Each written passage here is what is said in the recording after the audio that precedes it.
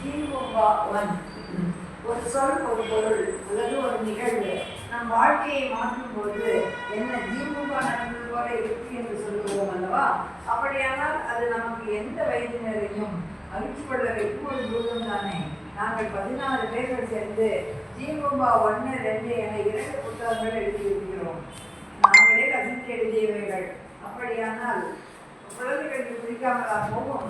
மாயக்கம்பளம், குதிரை, சங்கிலி இன்னும் படித்து அந்த மாயாஜால உலகிற்குள் உங்களை நிச்சயமாக கொண்டு செல்லும் இந்த புத்தகம் ஜீவபா ஒன்.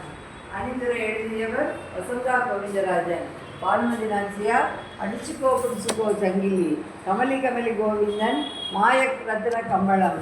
ஹேமமாலினி மாயா ஜால பொருட்கள்.